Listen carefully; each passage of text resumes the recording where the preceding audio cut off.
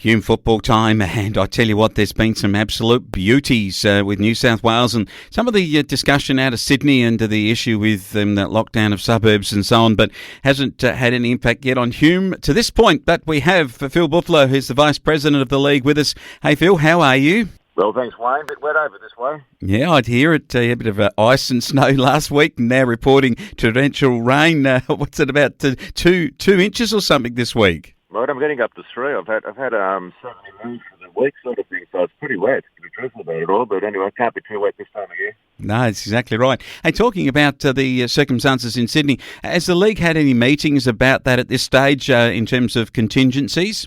No, not really, Wayne. At the end of the day, we just wait and see. But we're advised by the New South Wales AFL, and they're guided by health, so at this stage it's all systems go. All systems go. It was systems go for Brock Burham. They got up 14-16 to beat Henty 10-9. If they started the season slowly, the Saints are certainly getting cracking now. Henty are a good side, but they weren't a match in the end for Brock Burham, who went away at the final quarter. But I think a couple of the Saints fellows could have had a little spell on the 10-minute spell on the bench or a few infractions. So when they were off the ground, I think they were down to 16 men for probably 10 or 15 minutes, and Henty kicked 3 goals. But when they got their full contingent back, they just steamed away in the last quarter. Oh, they did.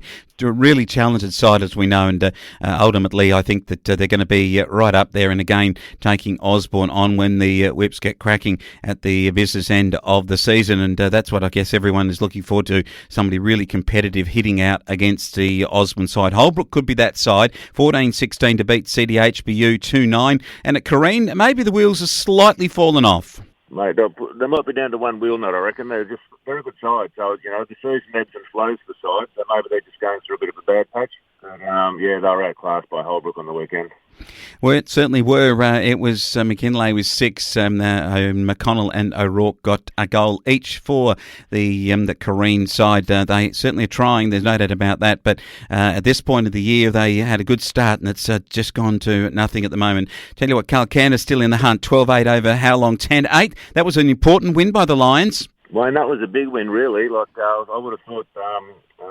Howling would have got up there. They played pretty good footy all year, but it just shows how on any given day, any club can win nearly. So that was a great win by Kalkan, so full credit to them. Yeah, Chester with 6, that played well along with Pitson and Welch in that game. And in other matches for the weekend, it was another particularly good performance by Lockhart. They're certainly coming home with a bit of a sale with their home ground going to be played on a number of times in the next few weeks. They beat the old foe Billabong Crows 12-11, 83 to 4-9, 33. Yeah, good win by Lockhart. I went down to that game, so they played pretty well. I think they've got probably 2 of the best players in the league in Margosis and John Harrington, so they played really well. So the Crows have got some good players. Nick Morris had a hell of a game, and Alistair Weston was a rock down back, but Lockhart were far too good.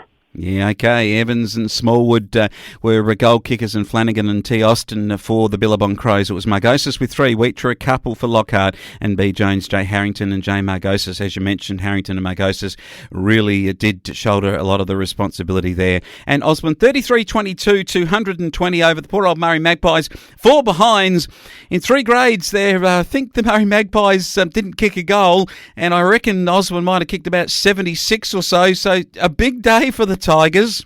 There's been a bit of chat on social media about that, but as I've said all year, like the Murray Magpies keep plugging away. It's pretty hard for them getting caught for hiding like that. But, to their credit, they keep coming back each week, so I seriously hope they get a win up at some stage. Yeah. Hit that phone away from your chin, mate. We're just losing you a little bit. Armstrong with 10. And Douglas, the better player for the Osborne side, along with Galvin and Armstrong. That's Connor, I think, might have been the better players there on the day for his side. So some pretty good matches of football that played last weekend in the Hume. But this one at the end of it was Warranwell Bundry Waller 16-13 to beat Gindera 8-7. Gee, the Giants are just starting to show something. A great performance from them. Mate, it's an interesting time of the year now, middle of the season. I think this is, getting close to, turning around to the second round. So that was a big win. The Giants have been a little bit hot and cold, but I think they're coming good at the right end of the season. Well, they are. Galvin with 5 for Gindera, a very good player.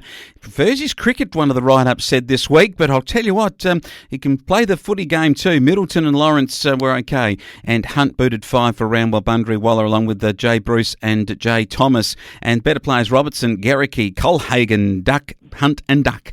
That was the way it went in last weekend's matches. As we head to this weekend's games, and this is going to be a really important week because a couple of important matches that are going to show, I think, where things are at. Firstly, we're going to have a look at the game between the Billabong Crows and the CDHBU. Old rivals, the Power play the Crows. If you don't mind, it's a showdown in the Riverina.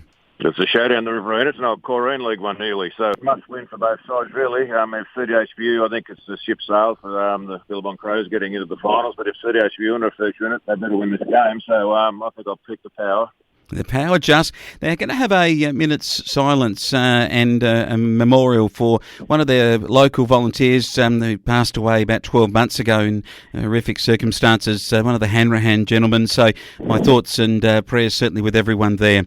For the other games, Osborne playing Calcan over at the Lions. Gee, this is going to be a really important match for Calcan. I don't think they can beat Osborne. Probably not, Wayne, but they'll be buoyed by their great win last week against Howell on Colcan. So I think this will be closer than people think. Osborne are just, we need to see what happens to Osborne, and they're put under a heap of pressure for 4 quarters. So this will be a great game, I think, or a closer game than we think. All right, Henty play Holbrook.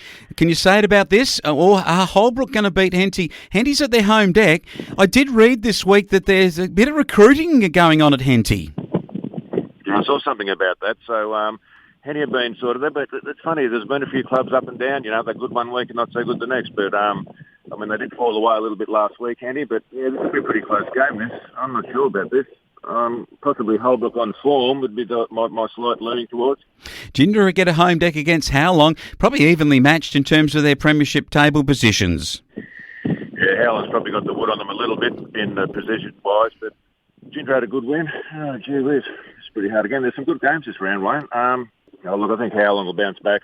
And Lockhart play Ramwell, Bunbury, Waller. You mentioned about this home ground. The canteen's now fixed. The pies are going to be hot. She's going to be on there at Lockhart when they take on one of their old foes here in Ramwell, Bunbury, Waller. They'll come up that road that comes to your farm where all of the ice has been sitting around from the hail from a week ago. And those blokes from the Giants will put in a good show. But, gee, I don't know. I reckon Lockhart at home might just pip the Giants here. They'll need to win this. If Lockhart are going to be fair income about featuring in the finals, they've got to win games like this. So this is a big game for Lockhart. So it's a do or die near, really. That might be a bit over the top, but I just think it's a very, very important game for them. So with that in mind, and they're playing pretty well, when they're good, they're very good. So I think Lockhart on their home ground could get up. Yeah, okay. Down at the Murray Magpies at Albury, Brock Burham come across there. The Saints will win it by a lot. I suppose it just depends on by how much and what the percentage is going to be. Mate, I think you're pretty right there. So let's hope the Murray Magpies get a couple of goals and chin up to them. So, but I think the Saints will be far too strong. Big weekend, as you mentioned. Probably the pick of it's the Giants and Lockhart. It's going to be a beauty. The Crows and the Power in a showdown to see whether CDHBU can remain in touch with the top 6. It is going to be terrific to cover it. And Phil Bouffler, good to have you on board from the Hume Footy League. You have a good weekend. Right, mate.